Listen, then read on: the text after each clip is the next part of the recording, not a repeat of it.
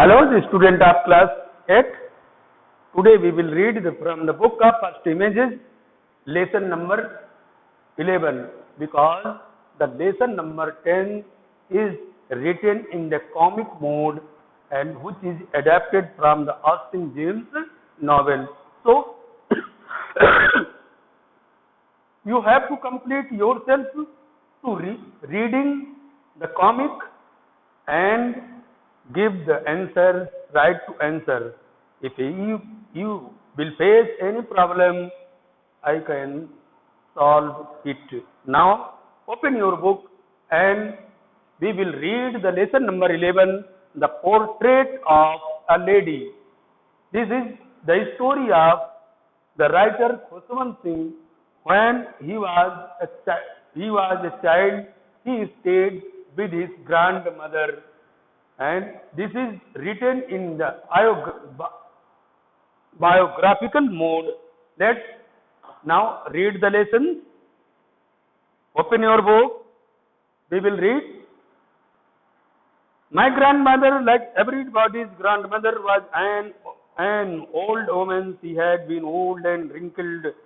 For the 20 years that I had known her, people said that she had once been young and pretty and had even had a husband. But that was hard to believe. My grandfather's portrait hung above the mantelpiece in the drawing room.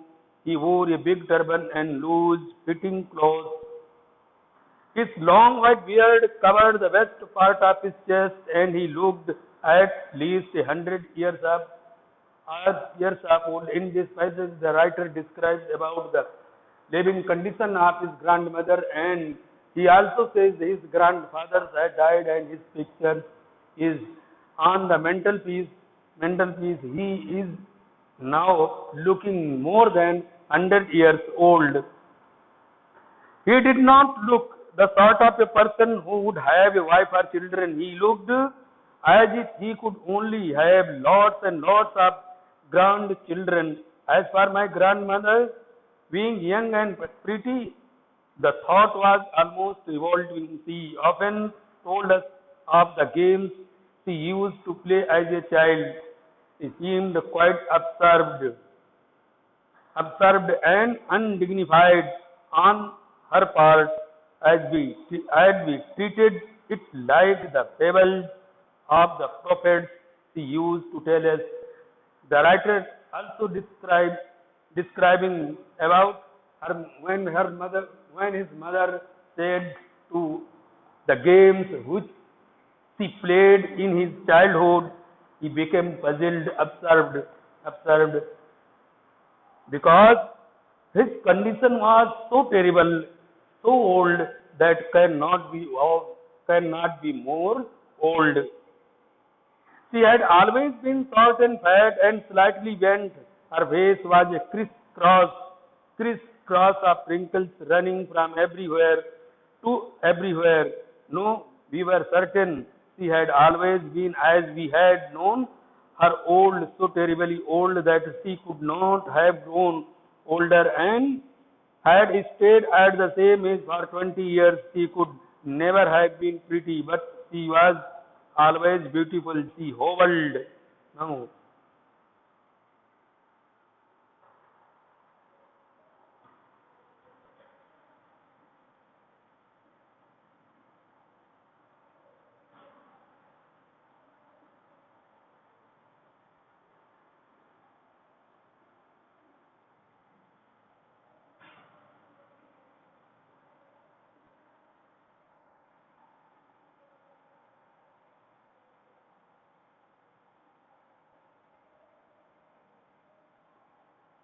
was with difficulty and about the house in spotless rose white, with one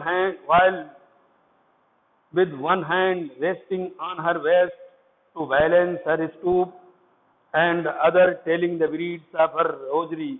Her silver locks were scattered untidily over her paled puckered face, and her lips constantly moved in the inaudible prayers. Yes, she was beautiful. She was like the winter landscape in the mountains, as spans of pure and serenity, breathing peace and contentment, serenity, calmness.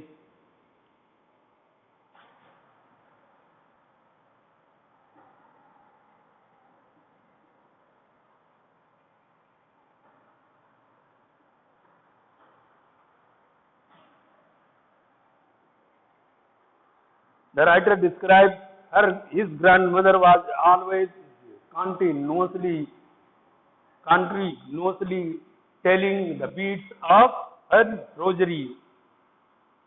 My grandmother and I were good friends. My parents left me with her when they went to live in the city, and we were constantly together. She used to wake me up in the morning and get me ready for school. She said her morning prayer in a monotonous sing song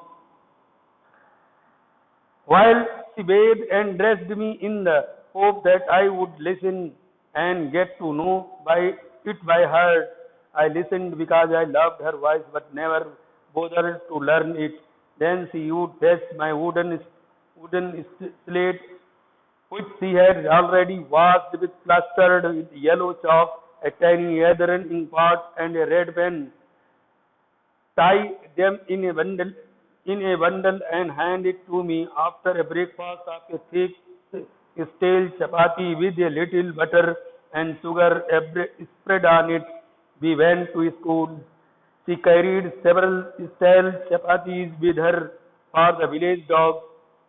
Her Khusman Singh's grandmother always used to wake him up and prepared for the school and take the as the stale chapatis for the school, for the village dogs. My grandmother always went to school with me because the school was attached to the temple.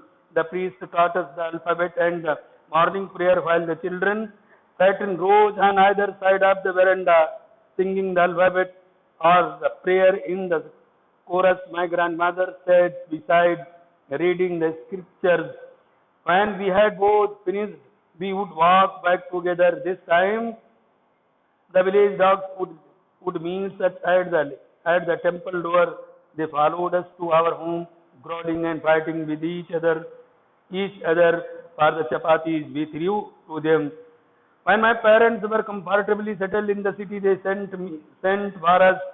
That was a turning point in our friendship. Although we shared the same room, my grandmother no longer came to school with me. I used to go to an English school in a motor bus. There were no dogs in the streets, and she took to feeding sparrows in the courtyard of our city house.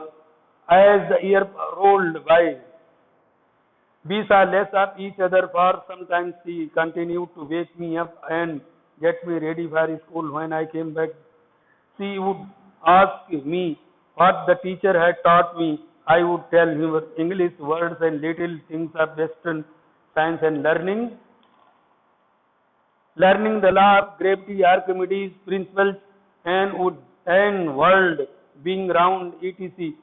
This made her unhappy. She could not help me with my lessons. She did not believe in the things they taught at the English school and was distressed that there was no teaching about God and the scriptures. Only day I announced that we were being given music lessons. She was very disturbed. To her, music had immoral association. It was the monopoly of beggars and not means for the gentle folk. She said nothing, but her silence meant disapproval. She rarely talked to me after that. When I went up to university, I was given a room of my own. The common link of friendship was snapped. My grandmother accepted her seclusion with resignation. She rarely left her spinning wheels to talk to anyone from sunrise to sunset. She sat by her wheel spinning and reciting prayer only In afternoon, she relaxed for a while to feed the sparrows while she sat in the veranda breaking the bread into the curb in the bits. Hundreds of little birds collected round her, creating a veritable bedlam.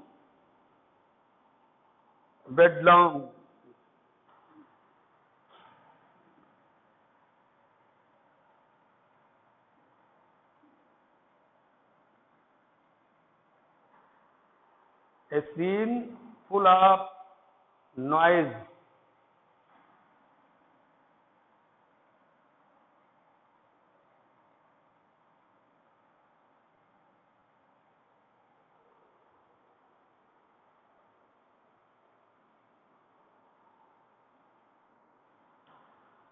Bedlam of chirping, some came and passed on her legs, others sat on her shoulders, some even sat on her head. She smiled but never stood them away. It used to be the happiest half hour of the day for her. When I decided to go abroad for further studies, I am sure my grandmother would be upset. I would be away for 5 years, and at the age one could never tell, but my grandmother could. She was not even sentimental. She came to me off at the railway station but did not talk or show any emotion. Her lips moved in prayer. Her mind was lost in prayer. Her fingers were busy telling the beads of her rosary. Silently she kissed my forehead, and when I left, I cherished the moist imprint as perhaps the last sign of physical contact between us. But that was not true. After 5 years, I came back home and was met by her at the station. She was not look a day older. She still had no time for words, and while she clasped me in her arms, I could hear her reciting her prayers even on the first day of my arrival. Her happiest moments were with her sparrows, whom she fed longer the and frivolous rebukes. In the evening, a change came over her. She did not pray. She collected the women of the neighborhood, got an old drum, and started to sing. For several hours, she thumped the sagging skin of the this dilapidated drum and sang of the homecoming of warriors as had to pursue her to stop to avoid overstraining. That was the first time since I had known her that she did not pray. The next morning she was taken ill. It was a mild fever, and the doctor told us that it would go. But my grandmother thought differently. She told us that her end was near. She said that since only a few hours the before the close of the last chapter of her life, she had admitted to pray. She was not going to waste any more time talking to us. We protested, but she ignored our protest. She lay peacefully in the bed praying and telling her beads. Even before we could suspect, her lips stopped moving and the rosary fell from her lifeless fingers. A peaceful pallor spread on her face, and we knew that she was dead. We lifted her off and bed, and as is customary, laid on her the ground and covered her with a red shroud. After a few hours of morning, we left her alone to make arrangement for the funeral. In the evening, we went to her room with a crude stretcher to take her to her to the crematory. The sun was setting and had lit her room and veranda with blaze of golden light. We stopped halfway in the courtyard, all over the veranda and in her room, right up to the where she lay dead and stiff, wrapped in the red shroud. Thousands of sparrows sat scattered on the floor. There was no chirping. We felt sorry for the birds, and my mother fetched some bread for them. She broke it into the crumbs, and the way my grandmother used to and threw it to them. The sparrows took no notice of the bread. When we carried my grandmother's corpse off, they flew away quietly. Next morning, the sweeper swept the bread crumbs into a dustbin. Now, see the consolidate questions. See question number 1. Describe how the narrator's grandmother looked. The narrator's grandmother looked very old. Her face was a crisscross wrinkles running from everywhere to everywhere. Her silver locks were scattered over her pale face. Question number 2. Did the grandmother like what they taught at the school in city? How did she feel? No, the grandmother did not like what they taught at the school in the city. She felt very disturbed. Question 3. What did the grandmother do during the happiest half hour of the day? Answer. During the happiest half hour of the day, she used to feed the sparrows. Question number 4. How did the grandmother's daily routine change when she shifted from her village to city? The grandmother sat by her wheel, spinning and reciting prayer from sunrise to sunset. Now, A2 question number 1, 2 and 3. As per your homework, you have to complete it. Now, pause the video and write it in your notebook. Your lesson has completed. Thank you.